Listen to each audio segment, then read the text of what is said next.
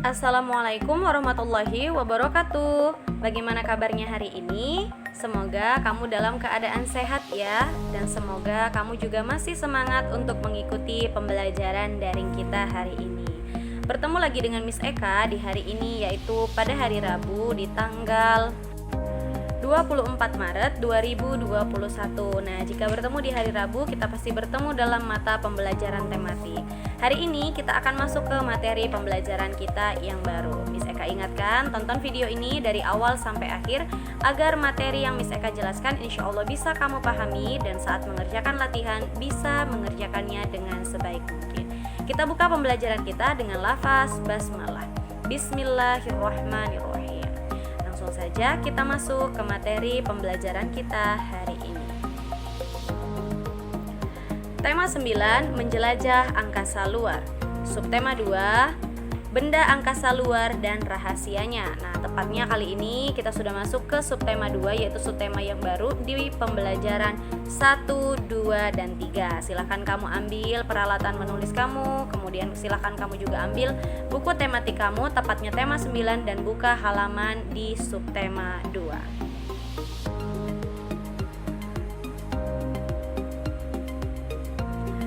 Untuk tujuan pembelajaran kita pada materi hari ini, yang pertama, dengan menggali informasi dari bacaan, siswa mampu menjelaskan sistem tata surya dan karakteristik anggota tata surya, yaitu bintang.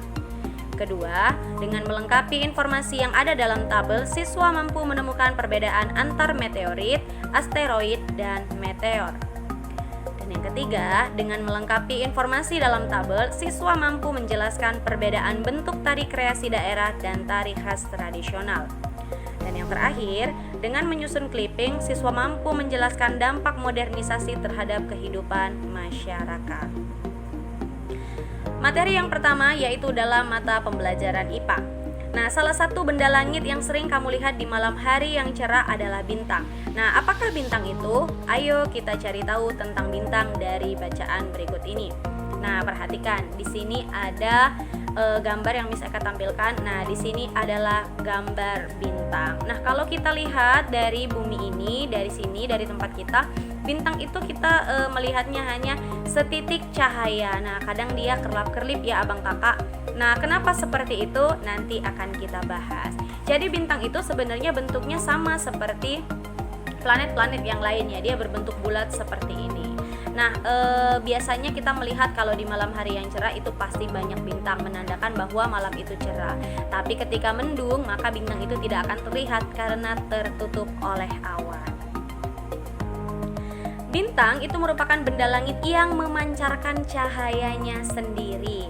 Nah, cahaya tersebut tersusun atas gas-gas, yaitu antara lain hidrogen dan helium. Bintang memiliki warna yang bermacam-macam. Ada yang berwarna merah, jingga, kuning putih, hingga berwarna biru. Nah, perbedaan warna-warna tersebut salah satunya disebabkan oleh perbedaan suhu di permukaan bintang tersebut. Matahari adalah salah satu contoh bintang. Nah, matahari merupakan bintang yang letaknya paling dekat dengan bumi. Hal ini menyebabkan cahaya matahari tampak lebih terang. Ukuran matahari tampak lebih besar jika dilihat dari bumi bila dibandingkan bintang-bintang lainnya di dalam tata surya. Matahari memiliki volume yang sangat besar, yaitu sekitar 1 juta kali volume bumi. Dengan ukuran yang sangat besar itu, matahari memiliki gaya gravitasi yang sangat besar pula. Gaya gravitasi matahari kurang lebih 28 kali lebih besar daripada gravitasi bumi. Gaya gravitasi tersebut menyebabkan gaya tarik-menarik antara matahari dengan planet-planet dan benda langit lainnya. Hal inilah yang menyebabkan matahari menjadi pusat tata surya yang dikelilingi oleh 8 planet. Kedelapan planet tersebut memiliki jarak yang bervariasi dari matahari. Jarak dari matahari ke Merkurius yaitu sekitar 57,9 juta kilometer. Sedangkan Venus ke matahari yaitu 108 juta kilometer. Ke bumi yaitu 150 juta kilometer. Ke Mars yaitu 228 juta kilometer. Sedangkan ke planet luar yaitu Jupiter adalah 779 juta kilometer. Menuju ke Saturnus yaitu 1430 juta kilometer, dan ke Uranus berjarak 2880 juta kilometer. Nah, planet yang terjauh yaitu Neptunus. Benar. Nah, jarak matahari ke Neptunus adalah 4.500 juta kilometer. Wah, Masya Allah sangat jauh ya abang kakak. Nah, masih banyak rahasia di luar angkasa yang ingin diungkapkan. Langit yang membentang sangat luas itu memiliki misteri yang paling menyenangkan untuk diketahui. Nah, kita telah mengetahui bahwa bumi bukanlah satu-satunya planet di tata surya. Kita juga telah mengetahui bahwa tata surya hanya salah satu dari sekian banyak sistem yang ada di alam semesta. Kedua hal tersebut semakin membuat kita menyadari betapa manusia hanyalah bagian yang sangat kecil dari alam semesta. Nah, di sini kan dikatakan bahwa kita itu yang tinggal di bumi ini hanyalah segelintir atau sebagian kecil dari ciptaan Allah yang Maha Kuasa. Nah, jadi Allah itu menciptakan sangat-sangat banyak sekali benda yang sangat-sangat menakjubkan dan memiliki manfaatnya tersendiri. Salah satunya itu adalah mengenai benda-benda yang ada di luar angkasa, contohnya saja bintang. Nah, benda tersebut dikatakan bintang ketika dia memiliki cahaya sendiri. Itulah kenapa matahari itu dikatakan atau disebut dengan bintang, karena matahari itu memiliki cahaya sendiri. Berbeda dengan bulan kan, abang kakak? Kenapa? Iya, sudah pernah Miss Eka jelaskan bahwa bulan dia tidak mempunyai cahaya sendiri. Dia mendapatkan atau memperoleh cahaya itu dari matahari. Nah, jadi itulah perbedaan antara bulan, matahari, dan bintang. Jadi bintang itu bermacam-macam ya warnanya. Jadi yang kalau kita lihat di langit itu pada malam hari itu juga merupakan bagian-bagian dari bintang. Nah, kenapa dia sangat kecil berbeda dengan matahari? Tadi juga sudah dijelaskan. Karena jaraknya yang sangat-sangat jauh, baik di luar angkasa sana ke bumi itu sangat-sangat jauh. Nah, matahari itu terlihat besar dengan cahaya yang sangat-sangat terang, itu karena jaraknya lumayan dekat dengan bumi. Walaupun jarak dari matahari ke bumi saja tadi mencapai 150 juta kilometer ya, abang kakak. Nah, jadi itulah fakta mengenai bintang. Nah, bagaimana fakta tentang bintang jatuh? Nah, pasti kamu sering nih mendengar atau membaca bahwa ketika ada bintang jatuh silakan buat permohonan. Nah, menurut kamu itu sesuatu hal yang benar atau salah? Iya, itu salah. Nah, kalau membuat permohonan kepada siapa ya, abang kakak?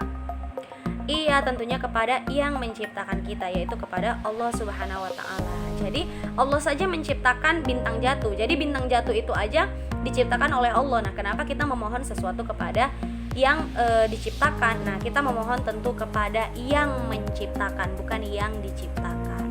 Jadi ketika kita sedang memandangi langit malam yang cerah bertabur bintang, mungkin kita akan melihat bintang jatuh yang bergerak begitu cepat. Tetapi benarkah itu benar-benar bintang jatuh? Nah, mengapa disebut bintang jatuh? Di sini dikatakan bahwa sebuah bintang jatuh itu sebenarnya adalah nama lain untuk meteoroid. Nah, meteoroid tersebut terbakar saat mencoba memasuki atmosfer bumi. Jadi bintang jatuh bukanlah bintang sama sekali. Tidak ada bintang yang dapat jatuh. Meteoroid adalah benda kecil yang ada di luar angkasa.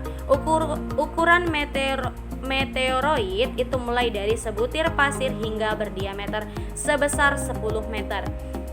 Jika meteoroid berukuran lebih kecil dari sebutir pasir, maka astronom menyebutnya sebagai debu antar planet. Tapi jika meteoroid itu berdiameter lebih dari 10 meter, maka para astronom itu menyebutnya sebagai asteroid. Nah, jadi tidak ada bintang jatuh ya, yang ada itu adalah meteoroid. Nah, meteoroid yang terbakar saat mencoba memasuki atmosfer bumi. Di sini juga sudah terbagikan bahwa ada yang dia lebih kecil daripada butiran pasir atau ada yang berdiameter lebih dari 10 meter. Meteoroid disebut juga sebagai bintang berekor. Nah, ketika meteoroid memasuki atmosfer bumi, ia akan membentuk ekor terang di belakangnya. Ekor atau garis terang di belakangnya disebabkan oleh meteoroid yang bergesekan dengan atmosfer bumi. Gesekan dengan atmosfer ditambah kecepatan yang tinggi ketika meteoroid memasuki bumi menyebabkan suhunya naik dan membuatnya berpijar. Meteoroid yang berpijar tersebut tampak dari bumi seperti bintang yang bergerak atau bintang jatuh. Nah, masih ingatkah kamu tentang asteroid dan sabuk asteroid yang berada di sistem tata surya kita? Iya, sistem sabuk asteroid itu merupakan kumpulan asteroid yang membatasi antara planet dalam dan planet luar, benar, pada sistem orbit tata surya. Nah, asteroid berjumlah sangat banyak dan besar. Asteroid itu tersebut tertahan di jalurnya di antara orbit planet Mars dan Jupiter. Para ahli menduga ada sekitar 30.000 asteroid yang berada di sabuk asteroid. Asteroid juga diduga sebagai planet yang tidak jadi. Oleh sebab itu berukuran diameternya bervariasi antara 10 meter hingga 30 km. Asteroid itu mempunyai ukuran yang lebih kecil dibanding planet, tetapi berukuran lebih besar dibanding meteoroid. Nah, jadi ini kita sudah mendapatkan ilmu baru bahwa sebenarnya tidak ada yang namanya bintang jatuh, tapi itu adalah meteoroid. Jadi diingat ya, meteoroid yang ukurannya lebih kecil dari sebutir pasir disebut dengan debu antar planet, sedangkan yang berdiameter lebih dari 10 meter disebutnya sebagai asteroid. Sedangkan sabuk asteroid itu adalah sabuk yang membatasi atau menjadi pemisah antara planet dalam dan planet luar. Berarti dia berada di antara planet Mars dengan planet Jupiter.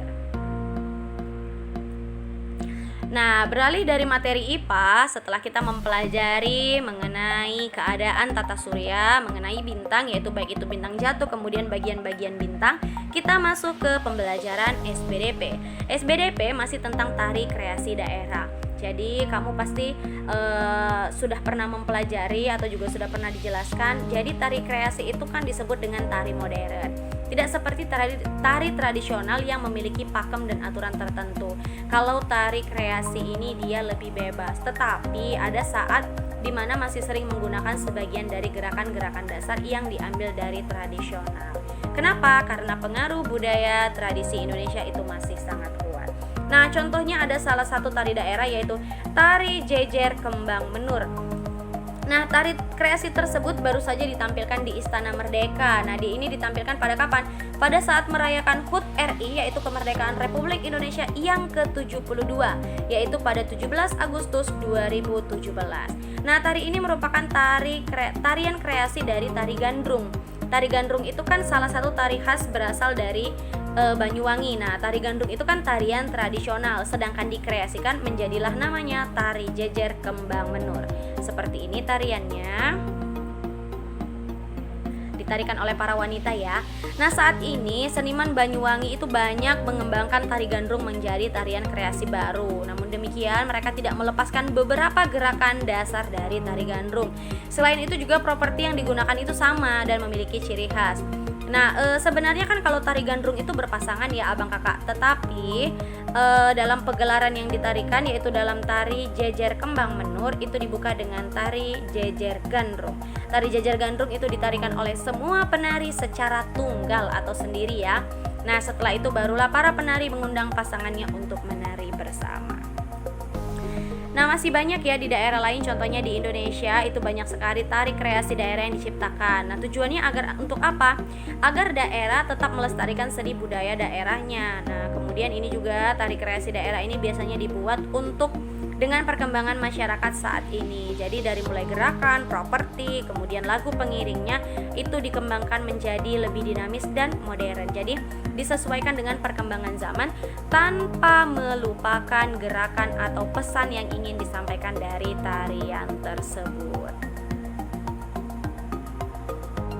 Nah, itu mengenai tari gandrung yang dimodifikasi atau dikreasikan menjadi tari jejer kembang menur. Nah, setelah mempelajari SBDP, kita masuk ke materi yang terakhir yaitu IPS. Nah, IPS masih mengenai tentang modernisasi.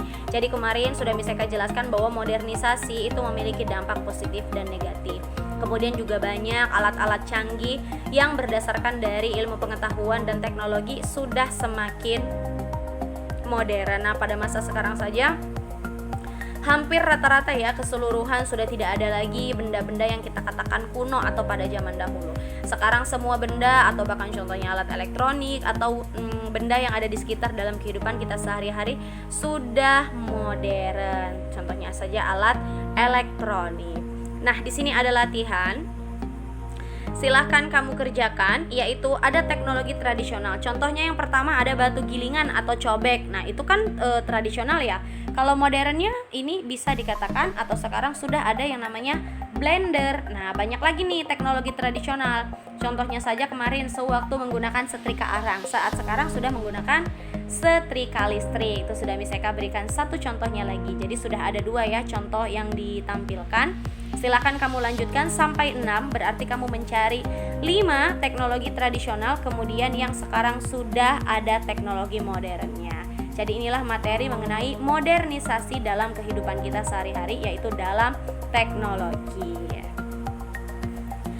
Nah, baik abang kakak, materi tersebut yaitu latihan IPS itu menutup materi pembelajaran kita hari ini. Miss Eka selalu mengucapkan terima kasih untuk kamu yang selalu dan setiap harinya mendengarkan saat Miss Eka memberikan materi walaupun kita daring. Semoga kamu selalu dalam keadaan sehat, kemudian kamu juga selalu semangat mengikuti materi pembelajaran kita. Ingat ya, kerjakan latihannya dengan sebaik mungkin, juga selalu tetap jaga kesehatan, patuhi kebersihan dan patuhi protokol kesehatan yang selalu dan masih sedang berlaku. Jadi abang kakak, sholat 5 waktunya juga Miss Eka ingatkan untuk selalu kamu kerjakan, jangan sampai tertinggal. Kita tutup pembelajaran kita dengan lafaz hamdalah. Alhamdulillahirabbil alamin. Sampai jumpa di materi pembelajaran selanjutnya. Assalamualaikum warahmatullahi wabarakatuh.